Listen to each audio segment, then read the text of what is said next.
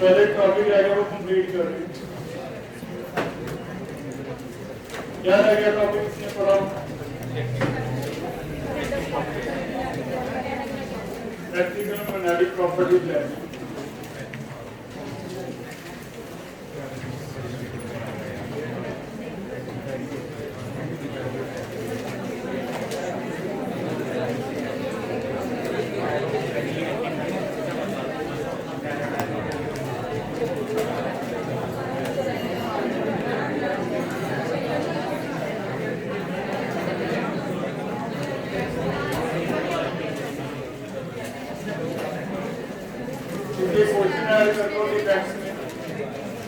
What are interstitial and vacancy defects?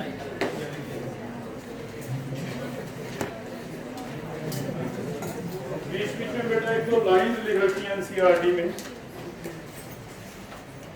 Defects में आपने अगर पढ़ा एनसीईआरटी तो आपको शायद मिला हो एक लाइन लिखी हुई कि there are two types of defects, interstitial and vacancy. तो जितने भी तरह के डिफेक्ट हैं इन्हें हम ऐसे दो तरह डिफाइन कर सकते हैं। एक होते हैं इंटरस्टिशियल, एक होते हैं वैकेंसी। इंटरस्टिशियल अगर कोई आए डिस्प्लेस होता है अपनी जगह से मेन से लेकिन वॉइड में चला जाता है उसे कहते हैं interstitial defect. If any atom or ion is missing from its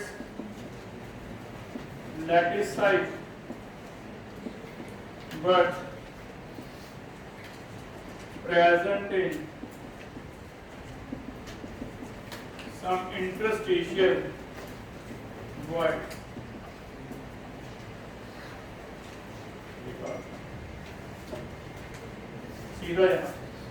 if any atom or ion is present in some interstitial void within crystal के अंदर तो उसे क्या कहा जाता है? इंटरस्टिशियल।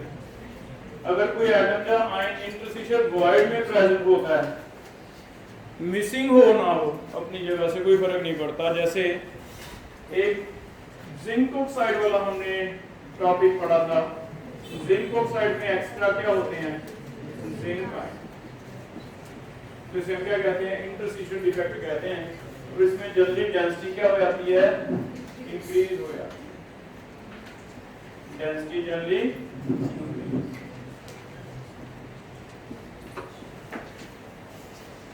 और ऐसी वैकेंसी क्या होगा? इसमें आएगा मिसिंग। अगर अपनी लैटिस साइड खाली है उसकी जगह पे क्या है? वैकेंसी है। If any atom or ion is missing from its lattice site and create a vacancy, क्या क्रिएट करता है? वैकेंसी। तो ऐसे डिफेक्ट को क्या कहते हैं? Vacancy defect. जैसे कि NaCl वाला भी ले सकते हो आप, NaCl heated in presence of sodium, तो इसमें अनाइन वैकेंसी बनते थे, है ना? Anion vacancy. Even Schottky defect कह सकते हो क्योंकि स्कॉटकी में भी मिसिंग थे अपनी जगह से, स्कॉटकी डिफेक्ट। तो चेक करो इंटरस्टिशियल डिफेक्ट अगर आए कहीं एक्स्ट्रा वॉइड में प्रेजेंट है इंटरस्टिशियल, अगर अपनी जगह से मिसिंग है और खाली है जगह तो उसे क्या कहते हैं? वैकेंसी। ठीक है, जैसे क्लोराइड वाला हो गया वैकेंसी डिफेक्ट, क्लोराइड मिसिंग हो गया, या स्कॉटकी डिफेक्ट, इन्हें क्या कहते हैं? वैकेंसी। तो जनरल 2 नंबर का क्वेश्चन ये भी आ सकता है कि इंटरस्टिशियल क्या होता है और वैकेंसी क्या होता है। मल्टीपल में ये पूछेगा कि बताओ स्कॉटकी डिफेक्ट क्या है, इंटरस्टिशियल या वैकेंसी, तो हम कहेंगे वैकेंसी है। ठीक है, बड़े वेरी इंपॉर्टेंट बना के देख लो। फ्रैंकल को उसने दोनों में रखा हुआ है। एक लाइन लिखी है एनसीईआरटी में कि फ्रैंकल में there is vacancy at lattice site of zinc and zinc occupy interstitial void.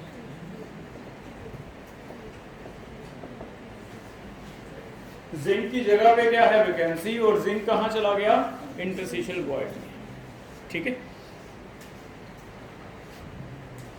तो जैसे उसने लाइन लिखी है वैसे हम याद करेंगे। इट मींस वैकेंसी भी है और इंटरस्टिशियल भी, ठीक है।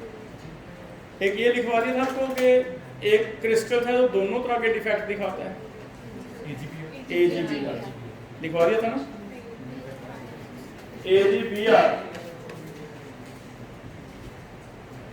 shows both spotting and example NCERT में से पढ़ना। स्पॉटिंग की दी होंगी NaCl type, caesium chloride and AgBr, और फ्रैंकल की दे रखी है, जिंक सल्फाइड दे रखा है, AgCl दे रखा है, AgBr दे रखा है और Agi दे रखा है। लेकिन ये वाला देख लो दोनों में दिया हुआ है, एक लाइन लिखी है NCERT में कि AgBr shows both type of defects, और ये प्रीवियस से पूछा भी गया कई बार कि AgBr shows both type of defects, ठीक है। समझोगे बेटा?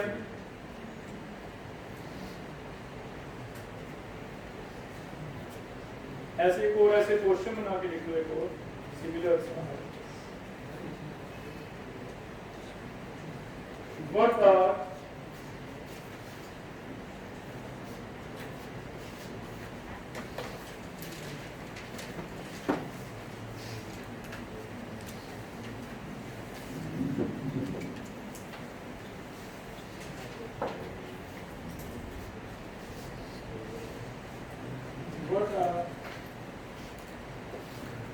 point defect and line defect?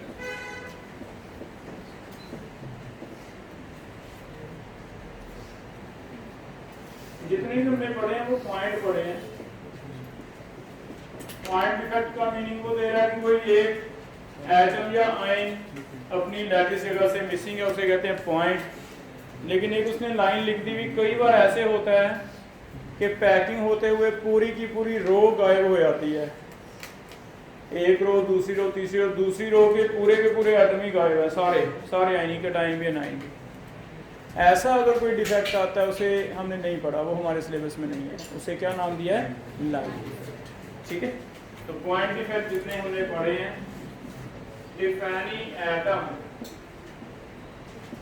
और ion is displaced from its lattice point, defect is known as उसे क्या कह रही है? Point defect. या फिर एक और नाम है एटॉमिक इम्परफेक्शन,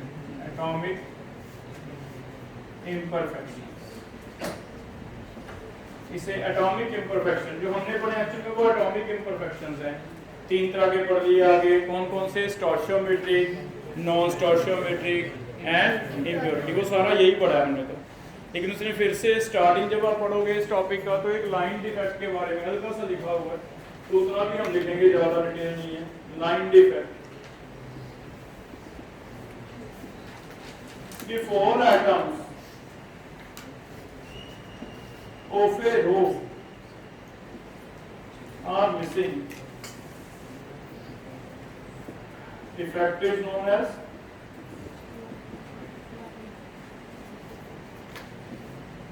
line defect, ठीक है। कई बार पूरी की पूरी लाइन ही मिसिंग है, उसे क्या कहते हैं? लाइन डिफेक्ट, ठीक। बोलिएगा बेटा। एक और ऐसी क्वेश्चन बना के लिख लो, व्हाट आर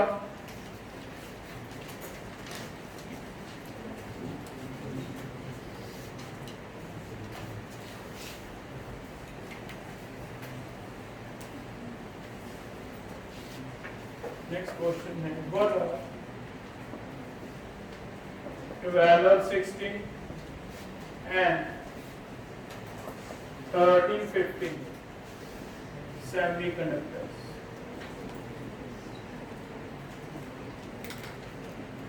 तो हमने उस दिन सिलिकॉन में क्या लिख किया था? फास्फोरस। सिलिकॉन में फास्फोरस ड्रॉप करने से बना था एन टाइप। सिलिकॉन में डाला था एल्युमिनियम, क्या बना था? P type. ऐसे अब क्या करते हैं ना, एन और पी तो बाद की बात है, हमने सिंपल, हमें पता चल गया कि अगर कोई दो अलग अलग ग्रुप के मेटल मिलाओगे जिनकी वैलेंसी सेम नहीं है तो उसमें कुछ ना कुछ तो वैकेंसीज बनी जाएंगी। वो क्या बिहेव करेगा? सेमीकंडक्टर। उस बेस पे जनरल एक ऐसा टॉपिक बना दिया, element of 12 group are docked with 16 group. तो जो सेमीकंडक्टर तैयार होता है, semiconductor form is known as, उसे क्या कहते हैं? 12 और 16। देखा जाए तो सिलिकॉन 14 था, फास्फोरस 15 ग्रुप था, तो कहने को मैं उसे 14, 15 और 13, 14 बोल सकता हूँ, ऐसे है ना। लेकिन उसमें क्योंकि एनपी डिफाइन किया, इसमें एनपी की जरूरत नहीं है, सीधा 12 ग्रुप। 12 ग्रुप में जिंक आ जाता है, जैसे 16 ग्रुप में जैसे सल्फर आ जाता है। एक कैडमियम और सल्फर भी मिलके बनाए हैं, कैडमियम और सल्फर डॉकिंग करके, है ना। तो इसे वो कह रहा है 12 और 16। ऐसे कर तुम 13, 15 समझ गए। 13 में जैसे एल्युमिनियम की एग्जांपल दी हुई है उसने, 13, 15 एल्युमिनियम, 15 में आता है फास्फोरस, एल्युमिनियम के नीचे गैलियम, इंडियम, इधर से आर्सेनिक। ऐसे कुछ कॉम्बिनेशन बना रखे हैं। मे भी आपको ऐसे पूछा जाए भी बताओ AlP लिख के कि ये किस तरह का एग्जांपल है, 12, 16 है या 13, 15 है। तो बस हमें देखना होगा भी एल्युमिनियम किस ग्रुप को बिलोंग करता है, 13 को, ये किसे बिलोंग करता है, 15 को। ठीक है, तो ये तीन अलग अलग से पॉइंट, एक एक लाइन कहीं लिखी हुई है NCERT में, तो हमने अलग से लिख लिया क्वेश्चन। ठीक है, वैकेंसी और interstitial, atomic and line defect और ये वाला टॉपिक 12। ठीक है, क्लियर। लास्ट कर रहे हैं, इसकी कुछ दो तरह की प्रॉपर्टीज के बारे में ब्रीफ हमें दिया हुआ है टॉपिक। एक है इलेक्ट्रिकल और एक है मैग्नेटिक। पहले पढ़ रहे हैं मैग्नेटिक प्रॉपर्टीज।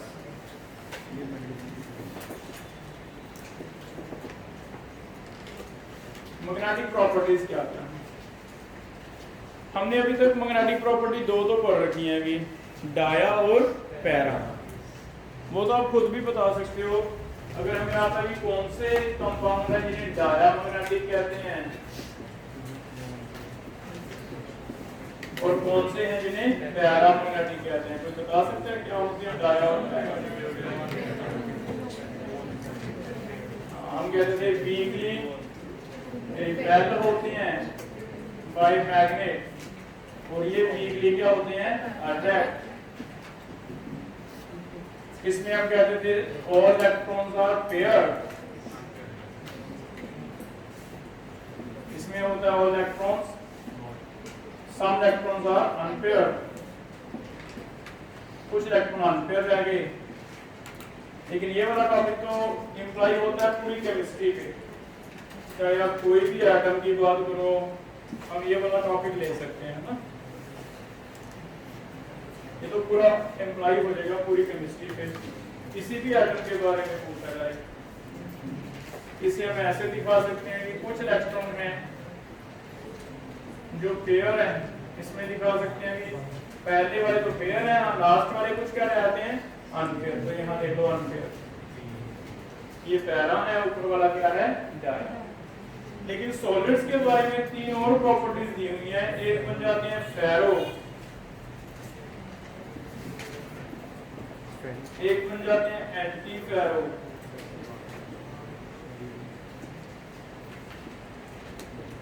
और एक किया हुआ फेरियम। तो ये बताएगा फेरो क्या है?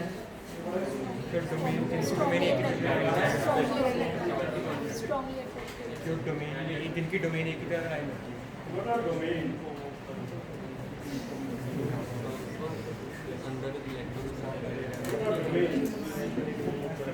इसमें लिखा हुआ है, तो बताना चाहेगा?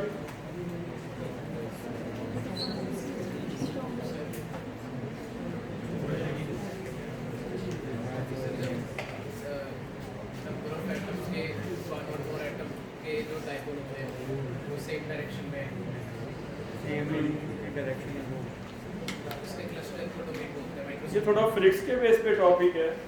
वो कहता है सॉलिड एक सिंगल एटम नहीं है, this is cluster of atom, है ना? कितनी एटम का आसपास है, एक पैकिंग ले लेते हैं CCP या FCC, है ना, उसमें ऐसे पैकिंग। इस पैकिंग में एटम ठीक है, अलग अलग एटम पैरा हैं, अलग अलग एटम बेसिक लेवल पे क्या है, पैरा। लेकिन एक हिस्सा ये वाला इसका पैरा होगा तो फिजिक्स कहता है इसका एक डायपोल मोमेंट डेवलप हो जाएगा, इसका एक डायपोल मोमेंट डेवलप हो जाएगा। और फिजिक्स कहता है भी ओवरऑल नेट ये जो क्लस्टर ऑफ एटम है इसका टोटल नेट डायपोल मोमेंट बन जाता है। वो नेट डायपोल मोमेंट अलग है बाकियों से, अगर अलग है सारे एक डायरेक्शन में तो इसे एक डोमेन कह दिया। इसे क्या नाम दे दिया, डोमेन। ऐसे इसमें एक और हिस्सा है लेकिन उसमें जो डायपोल है तो पैरामैग्नेटिक, लेकिन फिर डायपोल किसी अलग डायरेक्शन में ऐसे डिस्ट्रीब्यूटेड है।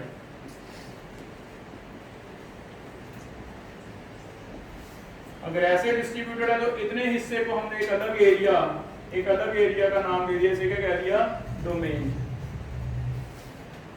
तो जब पूरा क्रिस्टल की बात आएगी तो पूरे क्रिस्टल में ऐसे अलग अलग रीजन्स काट लिए जिसका वेक्टर सम एक डोमेन वो अलग अलग डायरेक्शन में था।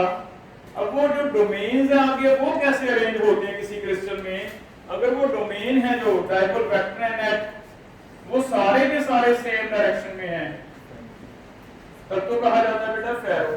लेकिन अगर वो बाय चांस ऐसे हो गए भी आधे ऑपोजिट डायरेक्शन में चले गए तो हमें आना तो चाहिए था अट्रैक्शन, क्योंकि बेसिक लेवल पे एटम तो कह रहा था कॉन्फ़िगरेशन के बेस पे, लेकिन वो डिस्ट्रीब्यूट ऐसे हो गए कि फिजिक्स के बेस पे जब वेक्टर सम आता है टोटल वो क्या जीरो आ गया, जीरो आगे तो निकले क्या डायमंड। तो फिर उसे हमने इलेक्ट्रॉन नहीं कहा, इलेक्ट्रॉन की जगह एक वर्ड क्या यूज करेंगे, डोमेन। तो इसमें हम इलेक्ट्रॉन नहीं लिखेंगे, बस इतना लिखेंगे भी डोमेन्स कैसे अलाइंड हैं। अगर डोमेन सारे एक डोमेन समझ गए, एरिया ऑफ क्रिस्टल जिसमें डायपोल सारे के सारे सेम डायरेक्शन में, वो क्या होता है, डोमेन। फर्दर डोमेन का अरेंजमेंट कैसा है उससे ओवरऑल मैग्नेटिक प्रॉपर्टी पता चलेगी। तो इसमें बस इतना फर्क पड़ना है, फेरो हाईली अट्रैक्टेड है वैसे तो जो मैग्नेट में यूज होते हैं, लेकिन इसमें इलेक्ट्रॉन नहीं लिखना, और क्या लिखेंगे, डोमेन्स आर डिस्ट्रीब्यूटेड किस डायरेक्शन में, इन सेम डायरेक्शन, सेम डायरेक्शन। आगे में वे भी वीकली रिपेल है, सिमिलर टू डाया है लेकिन डाया नहीं है, क्योंकि जब कॉन्फ़िगरेशन देखी एटम की तो एटम की कॉन्फ़िगरेशन में अनपेयर्ड ही था, अनपेयर्ड ना तो डाया तो कहना गलत होगा, तो फिर इसके लिए एक अलग डेफिनेशन बनाई है। तो यहाँ भी और क्या लिखेंगे, डोमेन। इसमें क्या लिखें फिर, सारे के सारे और domains are distributed in same direction. इसमें हाफ इन ऑपोजिट डायरेक्शन, या फिर distributed equally but in opposite directions. Domains are distributed या फिर dipoles are distributed equally but in opposite directions. But in opposite directions. ठीक है, diagram में फर्क देखो, 1 और 4 दोनों ही वीकली रिपेल वाले हैं, 1 भी और 4 भी। मल्टीपल के लिए क्या क्वेश्चन बनेगा, डायग्राम में फर्क देखो। अगर ये वाला है पेयर अलग अलग है तो ये है डाया, 3 अलग है, 3 अलग है, ये क्या है, एंटी। ठीक है, तो डायग्राम में ऐसी पैरा, पहले दो पेयर है, लास्ट वाला अनपेयर है तो पैरा। लेकिन ये देखो पहले, अच्छा पैरा आगे हमने लिखना है, अगर सारे के सारे एक डायरेक्शन में वो क्या हो गया, फेरो। एक पैरा से सिमिलर वीकली अट्रैक्टेड और आता है फेरी, वीकली अट्रैक्टर। इसमें 4 ऊपर हैं, 2 नीचे हैं। तो अगर 3 ऊपर 3 नीचे है तो कैंसिल हो गया था। 4 एक साइड कर दिए, 2 उल्टी साइड कर दिए, तो कैंसिल नहीं हुआ। कैंसिल नहीं हुआ तो इसे क्या कहा जाता है? पैरा की तरह, लेकिन नाम क्या दिया जा रहा है? फेरी। तो यहाँ वर्ड में देखो कहां फर्क डालते हैं? इक्वली की जगह क्या करते हैं? Word unequal. बाकी सारा सेम लिख के वर्ड इक्वल की जगह क्या आ जाएगा? Unequal, unequally distributed in opposite direction. Unequally distributed है ऑपोजिट डायरेक्शन में, इसे क्या कहते हैं बेटा? फेरी।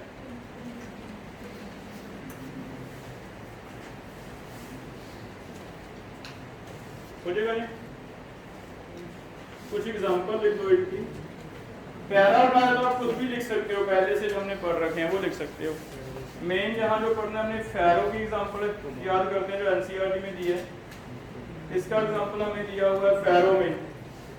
एग्जांपल कोबाल्ट, निकल, कोबाल्ट, निकल, iron, gadolinium and CrO2।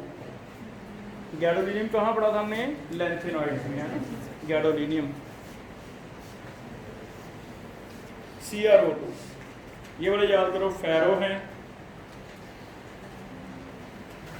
Anti फेरो में एग्जांपल लिखा हुआ है MnO, एक ही लिखा हुआ है, याद रह जाएगा हमें। एंटी फेरो में लग रहा था क्योंकि मैग्नीज में तो बहुत सारे मैग्नीज 2 पॉजिटिव और 2 पॉजिटिव में चेक करो D5 होगा।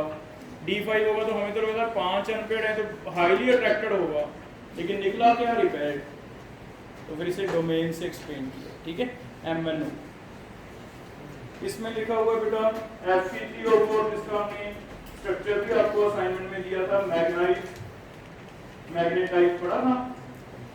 आयरन वाले वो ऑप्ट आउट टेट्रा में चले जाते हैं, ऑक्साइड बनाते हैं। FCC ऐसा एक एग्जांपल था ना असाइनमेंट का first question. Magnite, ferrite, ferrite इसमें लिखा है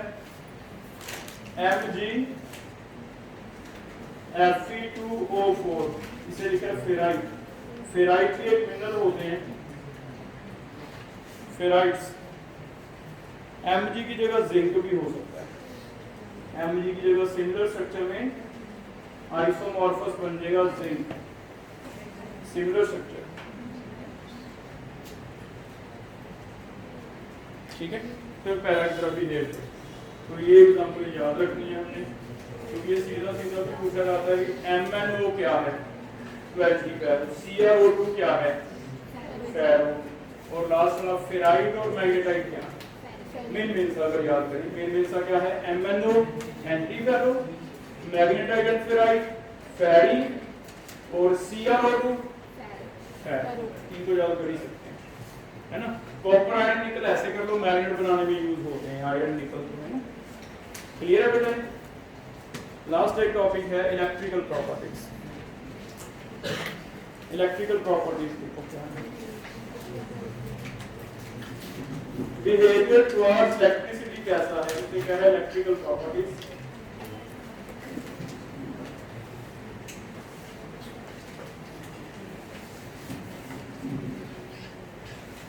electrical property behaviour towards electricity, magnetic properties behaviour towards magnet. Behaviour towards magnet तो हमने बता दिया कि 5 तरह का मिला है। कुछ वीकली रिपेल मिले हैं, कुछ वीकली अट्रैक्ट मिले हैं, कुछ स्ट्रांगली अट्रैक्ट मिले हैं।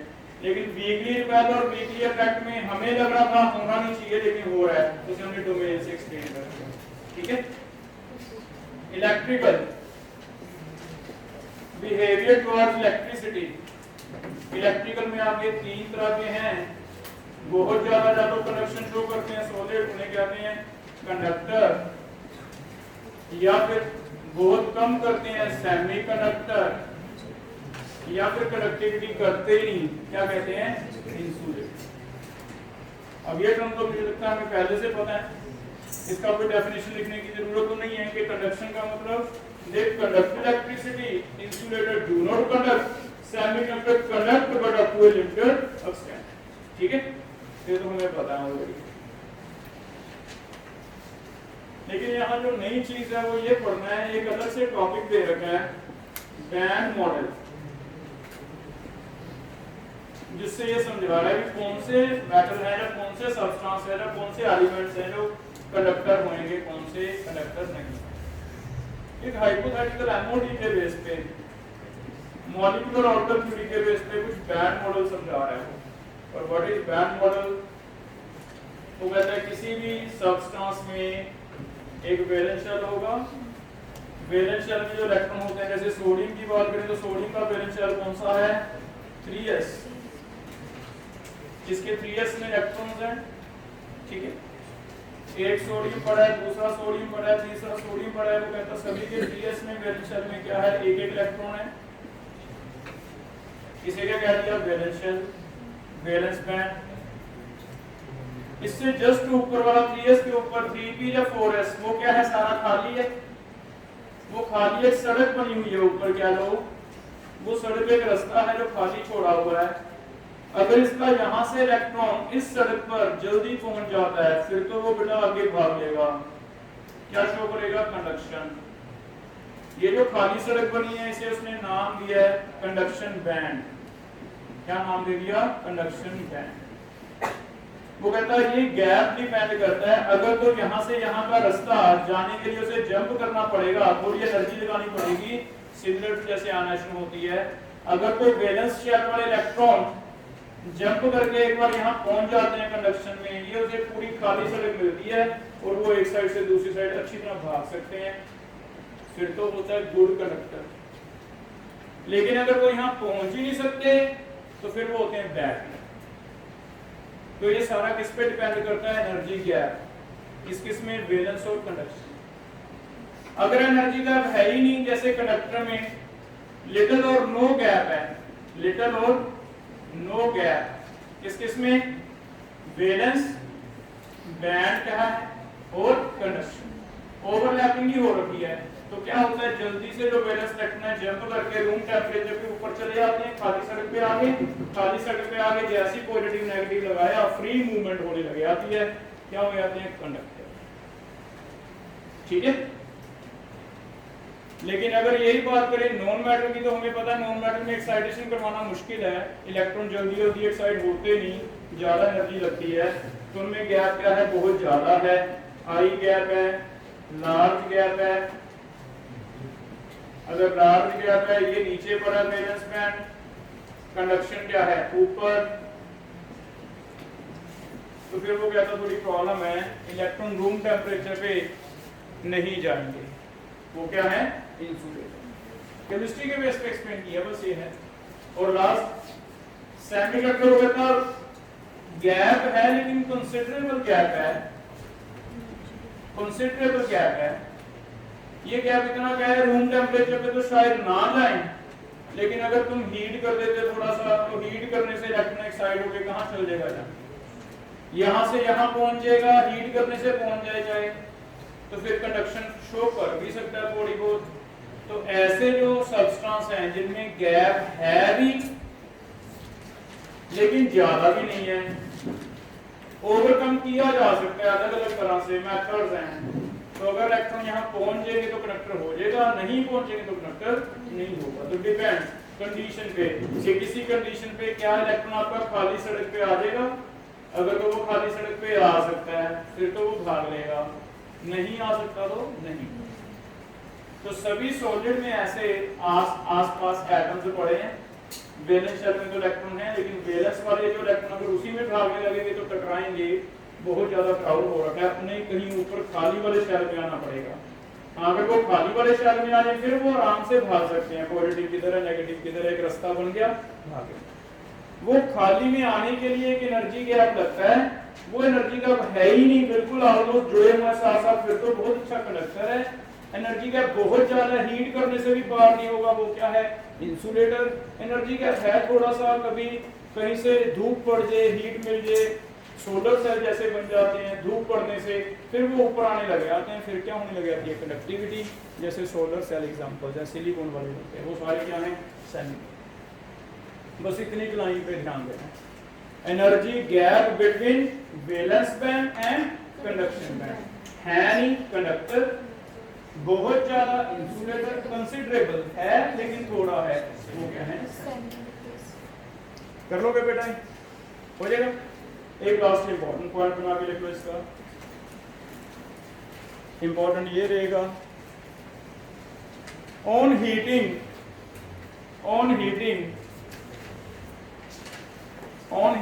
conductivity of conductor decreases. On heating, conductivity of conductor decreases, whereas semiconductor increases. On increasing temperature or on heating, conductance of conductor क्या की है? Decrease, but semiconductor की क्या हो जाती है? Increase.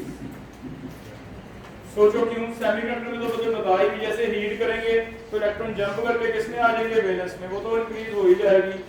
कंडक्टर में उल्टा डिक्रीज हो जाएगी क्योंकि क्राउडिंग हो जाएगी। कंडक्टर में तो पहले ही ऊपर घूम रहे हैं इलेक्ट्रॉन, गैप है ही नहीं, खाली सड़क पे पहले ही है। अगर आप और हीट करोगे तो और इलेक्ट्रॉन ऊपर चल जाएंगे, जिससे क्राउडिंग होगी तो उसे तो होगा नुकसान, उसकी तो कनेक्शन होगी कम। हाँ, सेमीकंडक्टर को क्या होगा? फायदा हो जाएगा। तो एक मल्टीपल क्वेश्चन हो सकता है आपको कहीं ऐसे लिखा मिल जाए कि कॉपर की वायर है, इसे किसी सेमीकंडक्टर से जुड़ा हुआ है, मान लो इतना हिस्सा सिलिकॉन का है ना? हमें कहता है बताओ क्या होगा अगर हम इसे हीट कर दें। तो बेटा कॉपर वाला पार्ट आपको खुद सोचना है कि ये तो है कंडक्टर, इसकी तो कंडक्टेंस होगी कम, इसकी तो कम, लेकिन इसका क्या होगा? सिलिकॉन का तो इस हिस्से की कम हो जाएगी, इसकी क्या हो जाएगी? तो उसी को क्वेश्चन बना के यूज करोगे बेटा, ठीक है। लास्ट हैंड टर्म्स पहले होती थी, दो डेफिनेशन लिखनी है, एक है पायरोइलेक्ट्रिक क्रिस्टल, पायरोइलेक्ट्रिक, और एक है पीजोइलेक्ट्रिक क्रिस्टल।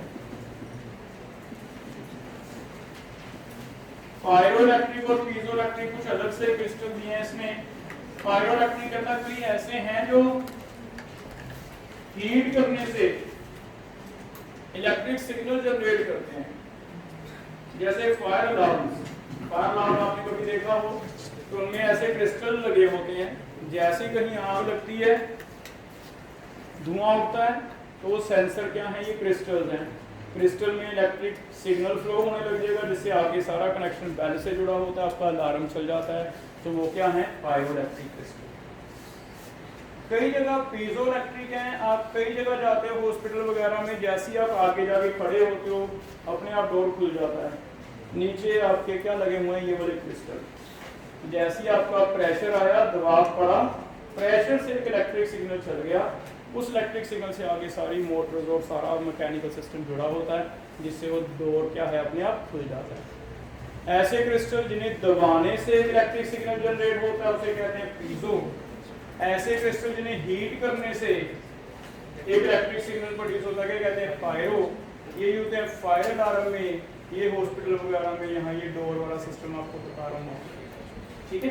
तो एक टर्म हो सकता है आपसे पूछ ले, पहले होता था एनसीईआरटी में, pyroelectric crystals generate electric signal on heating. Crystals generate electric signal on applying pressure। अगर प्रेशर अप्लाई करते हैं तो उसे कहते हैं पीजो, ठीक है। ये होते हैं पायरोइलेक्ट्रिक होते हैं पीजो।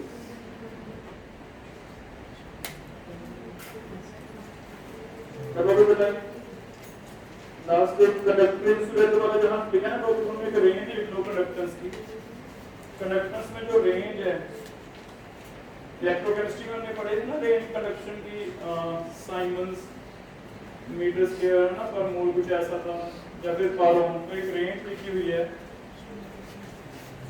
के जो है स्पेसिफिक कंडक्टिविटी, इससे पता चलता है कोई कंडक्टर है या नहीं। इनकी कंडक्टिविटी जो है 10 पावर 7 पारोम पर मीटर या फिर साइमन पर मीटर, वो तो होते हैं कंडक्टर्स, उन्हें कंडक्टर में रखा है। जिनका K थोड़ा लो रहता है, जैसे 10 पर -6 चला गया,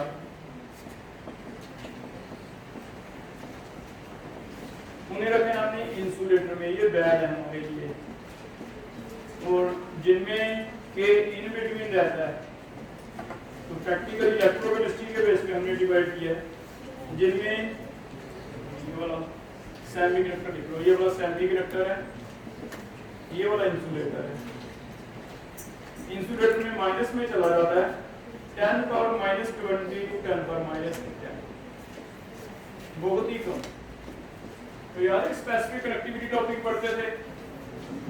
specific connectivity is defined as conductance of 1 centimetre cube. 1 centimetre cube अगर सॉलिड क्रिस्टल की कंडक्टेंस लें, वो कितनी क्या उसे कहते थे K। तो उस 1 सेंटीमीटर की कंडक्टेंस अगर इतनी आ जाती है 10 पर 7 तब कंडक्टर कहेंगे। अगर 10 पर 4 और इसके बीच में रहती है तो उसे सेमी कंडक्टर कहेंगे। अगर बहुत ही कम है 10 पर -10 तो उसे क्या कहा जाता है, बैड कंडक्टर या इंसुलेटर। ठीक है, कर लो बेटा। तो हो सकता है कि ये भी आपको प्रीवियस ईयर में क्वेश्चन रेंज के बेस पे मिल जाए, खासकर नीट वालों के लिए। सीधा रेंज का क्वेश्चन एनसीईआरटी बेस उठा के हमें किया, इतनी रेंज वालों को क्या कहते हैं, इतनी रेंज वालों को क्या कहते हैं। ठीक है, बोलेगा बेटा। अब आप एनसीईआरटी में देखो, रीड करो क्या क्या डाउट्स रह गए हमारे स्टार्टिंग से पढ़ के आए हो। स्टार्टिंग पेज से देखो बेटा, कुछ और रह गया, हम एक बार चेक करते हैं।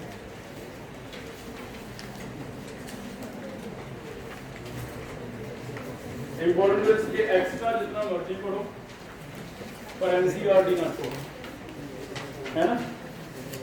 एक्स्ट्रा पढ़ो ना पढ़ो, पर एनसीईआरटी ना पढ़ो। एनएमएसटी करो ना करो, सिंगेज करो ना करो, पर एनसीईआरटी नहीं, है ना। तो बेसिक रूल आजकल ये, इसलिए एनसीईआरटी के पेज एक बार डालो, देख लो, कुछ भी आपको लगा है पहले पेज पे पढ़ने वाला, दूसरे पे पढ़ने वाला, बोल दो बेटा, ऐसे ही पूछो नहीं मेरे से। पेज नंबर बताओ, पहले पेज पे देख लो, पहले दूसरे पेज पे कुछ भी आपने समझना है।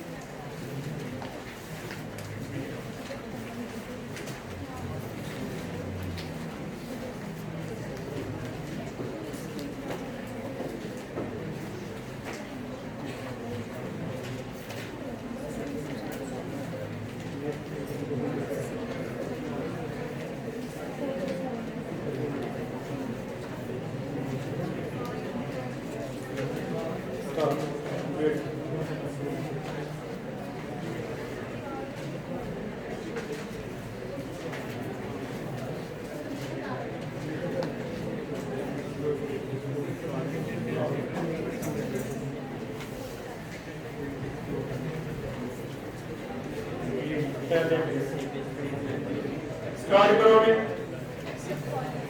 पहले पेज से स्टार्ट करो।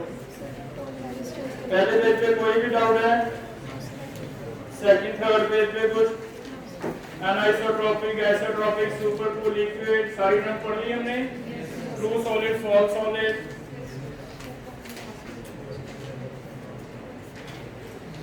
चलो बताओ फिर, व्हाई आर सॉलिड रिजिड्स? कौन बताएगा हैंड रेज कर? Why are solid rigid? तो बता भी first bench, why are solid rigid?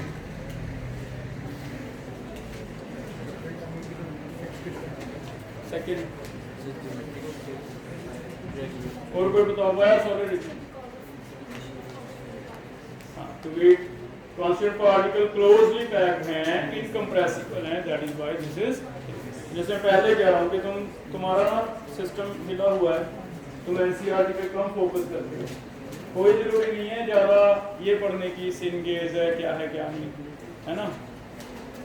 पहले इसके लिखे हो ना आंसर, पीछे लिखे हुए है ना, ये वाले जरूर पढ़ो बेटा, क्योंकि लाइंस उठा रहा है आजकल, है ना।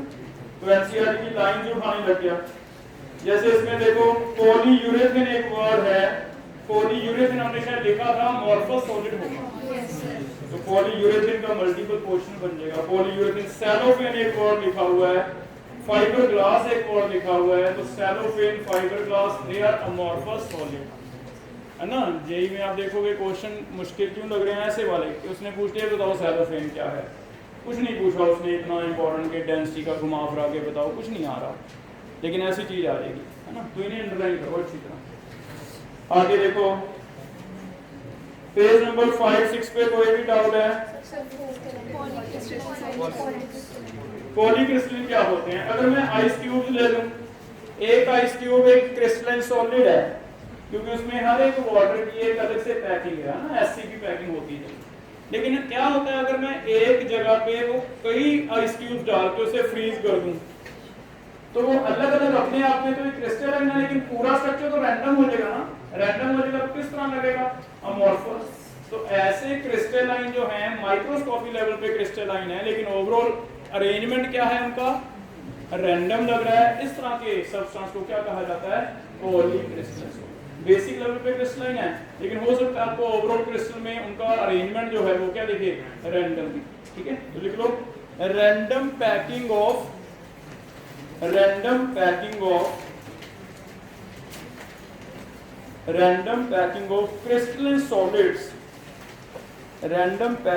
crystalline solids form polycrystalline solid. Random packing of crystals form polycrystalline solid. उसने लिखा हुआ भी may appear amorphous, ये क्या है? may appear amorphous but actually microscopic level पे क्या है? crystalline. they are microscopic level पे crystalline but may appear amorphous. हो सकता है आपको लगे कि ये तो कोई सिस्टम तो बन नहीं रहा, इसमें कट नहीं कर सकते नाइफ से, इसमें अनाइसोट्रॉपी नहीं आ रही, लेकिन जब आप माइक्रोस्कोपिक लेवल पे जाके देखोगे, छोटे छोटे क्रिस्टल देखोगे, तो आपको क्या दिखेगा? क्रिस्टलाइन ही दिखेगा, तो उसे पॉलीक्रिस्टलाइन कहा है। आगे देखो बेटा,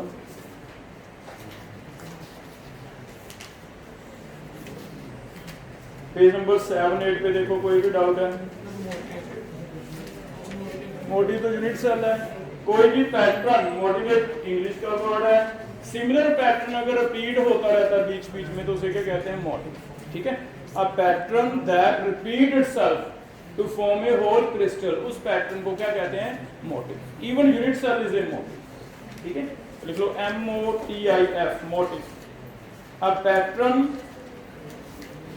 that repeat itself to form a whole crystal, उसे यूनिट सेल ही एक तरह का, उसे डिक्शनरी मीनिंग में क्या कहते हैं? मोटिव कहते हैं। ठीक है, और कोई चेक करो बेटा।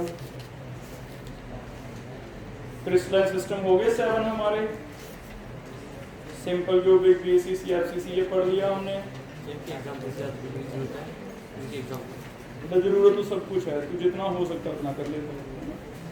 जो NCERT में लिख लिया, जरूरत तो ऑब्वियसली सब कुछ है, छोड़ना नहीं। मैं कहूँ ना कहूँ, तुम अपने बेस पे देखो भी क्या इतना कर, या फिर प्रीवियस ईयर देख लो कि क्या ऐसा कोई प्रीवियस ईयर आया हुआ है, तो फिर तो छोड़ना नहीं है, फिर तो करना ही करना। ज्यादातर क्रिस्टलाइन सॉलिड में आज तक जो आया मेरी नॉलेज में, वो ये वाला तो आया भी ABC है, अल्फा बीटा नहीं है, तो कौन सा सिस्टम है, इतना तो पूछा गया। डिटेल जाके KNO3 क्या है, बेरियम सल्फेट, आज तक तो नहीं पूछा गया। हाँ, बाकी लिखा हुआ है ना। आगे देखो,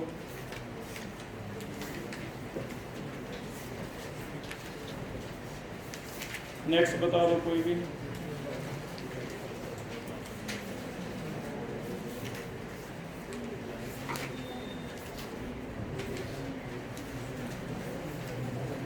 स्क्वायर हेक्सागोनल हमने सारा पढ़ दिया था।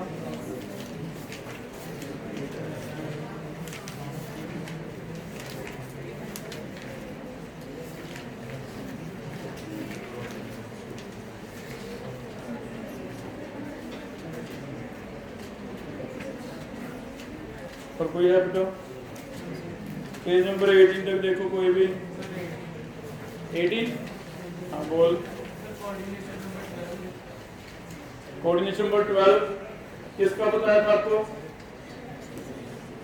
6 किसका बताया था, 8 और 12 तीन बताए थे। सिंपल क्यूबिक का, बॉडी सेंटर का, एफसीसी का 12। तो सीसीपी और एससीपी दोनों में कितना था 12। एससीपी में 1 के राउंड 6 हेक्सागोन बन गई, 3 ऊपर थे बॉडी सेंटर, 3 नीचे वाले में हुई है, तो वो क्या था 12। ठीक है, तो कोऑर्डिनेशन नंबर 12 था बेटा HCP as well as CCP. और कोई देखो, लोकेशन आपको पढ़ा दी थी ऑक्टाहेड्रल कहाँ कहाँ है।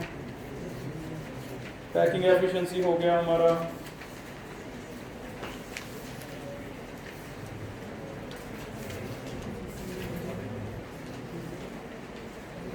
ये जो बीच में डेंसिटी के क्वेश्चन है ना, ये जरूर पढ़ने हैं। एग्जैक्टली यही से पूछेगा क्वेश्चन भी, जो न्यूमेरिकल दिए ना, तो है सिंपल ही डेंसिटी वाले, रीड कर लेना एक बार।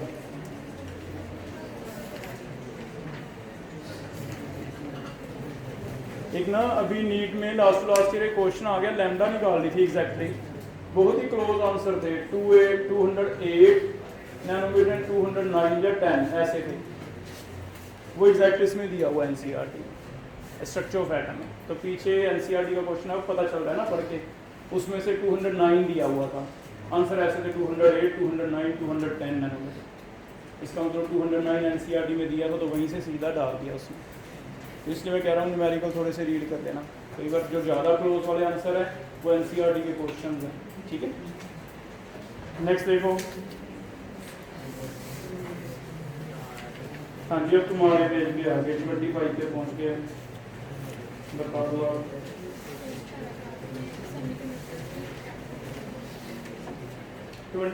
डिफेक्ट्स वाले टॉपिक में आगे बेटा हम।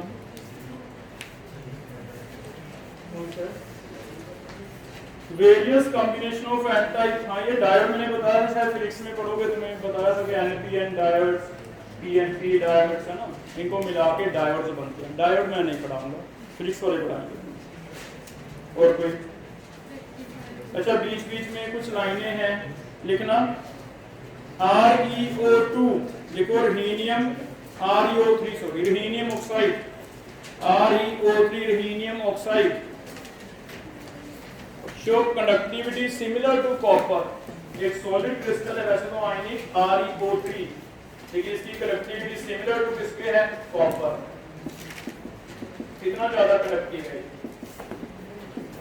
ये फैक्ट है, याद रखना, इसमें लिखा होगा। ठीक है, ReO3 rhenium oxide is like metallic copper in conductivity and appearance. ठीक है,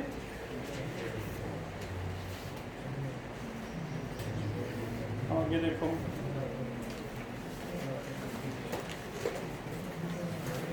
मेटालिक प्रॉपर्टी परमानेंट, ये हमने पढ़ा दिया। बोहर मैग्नेटन, जो हम म्यू लिखते थे ना, बोहर मैग्नेटन में लिख देता था यूनिट, इसकी वैल्यू दी हुई है, it is equal to 9.27 into 10⁻24 ampere metre. Bohr magneton AM², A का यूनिट एम्पीयर होगा, क्या होगा? कोई मैग्नेटिक का पढ़ते हो AM² है ना। या हम ऐसे लिखते थे ना कि 3 एम्पीयर है, 3 एम्पीयर है तो म्यू कितनी हुई, हम ऐसे निकालते थे 3 + 2, पीछे लिखते थे बोहर मैग्नेटन। वो एक यूनिट बना दिया था, उसकी वैल्यू आज इसने दे दी, ये वाली है 9.27 into 10⁻24। बाकी मैंने लिखवा दी, बाकी तुम अपने आप पढ़ देना। कोई थोड़ा सा रेक्टिफायर वगैरह देगा, या ये फिजिक्स के टॉपिक आ जाएंगे आपको, डायोड या रेक्टिफायर वर्ड मिलते हैं तो फिजिक्स में आ जाएगा। ठीक है,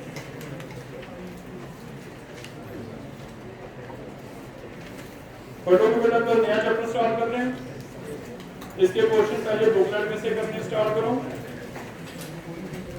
बुकलेट में देखो कितने दिन दे दें आपको, परसों तक, परसों बुकलेट के डाउट में। ठीक है, उसके बाद एमटीजी, ये हमारे कॉमन चलेंगे। उसके बाद इसमें जेई वाले करने हैं अलग से बुक है, नीट वालों के लिए अलग से। ठीक है, आ जाओ बेटा, सक्षम। अभी जेई वाले आए हुए हैं बच्चे, किसी को कोई भी डाउट हो कैसे प्रिपेयर करना है, नीट वाले तो काफी बार मिल चुके हैं, है ना।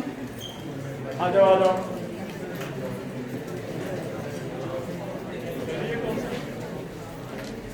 इस कक्षा में है बेटा आकाश, संयम ग्रोवर और तरुण। ये अपना एक्सपीरियंस शेयर करेंगे तुम्हारे साथ। वैसे तो खासकर इनको पता है जेई वालों को केमिस्ट्री सबसे ज़्यादा रेफरेंस होती है, क्योंकि केमिस्ट्री पढ़ने का सिस्टम थोड़ा सा अलग है। मुझे जो फील होता है पर्सनली, मैंने नॉन मेडिकल इतना तो नहीं पढ़ा, पर मुझे जो फील होता है कि फिजिक्स या मैथ में होता है एक कॉन्सेप्ट है, उसी के क्वेश्चन तुमने प्रैक्टिस करने हैं। चलो और ट्विस्ट करके आ जाएगा जी।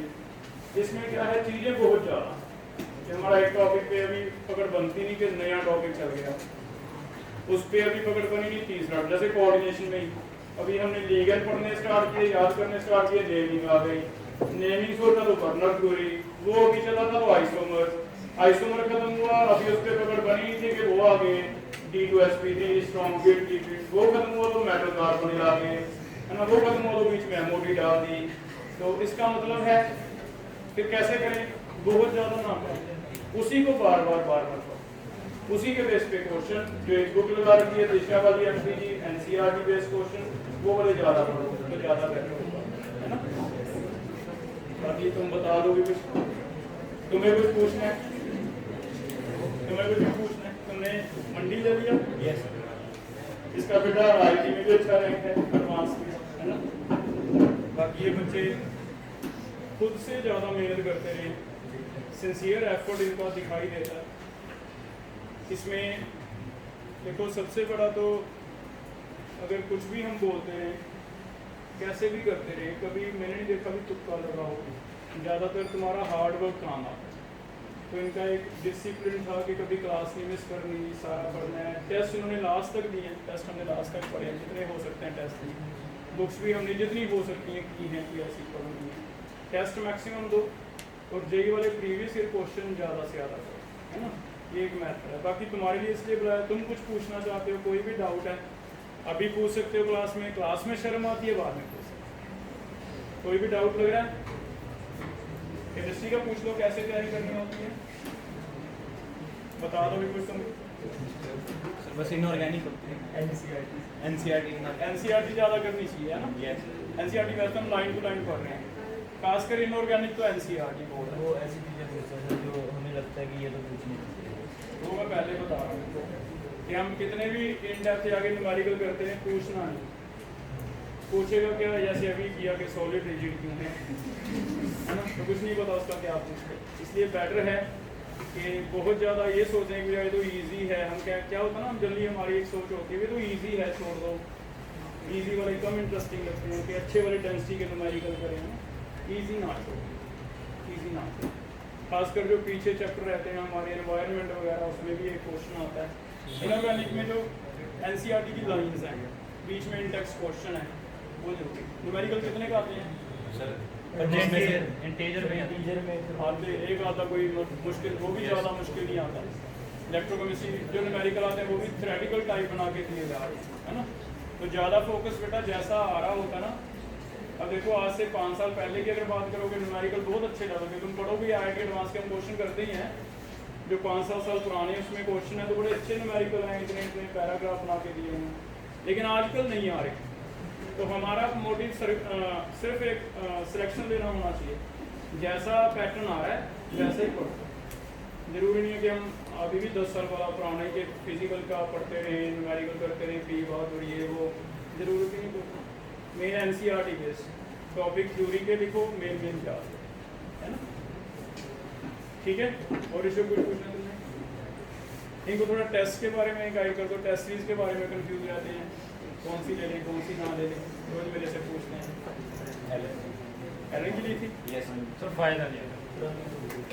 स्टार्टिंग में सर फिजिक्स बहुत मुश्किल डालते हैं, मैथ्स बहुत इजी डालते हैं, फायदा ही। पर उल्टी आती है, उल्टे आते हैं, एनसीए का भी आ रही है, फिजिक्स इजी आ रही है, मैथ्स हार्ड। फिर इनको जैसे हमने सिलेबस नंबर एंड तक सर रेजोनेंस वाले बढ़िया है।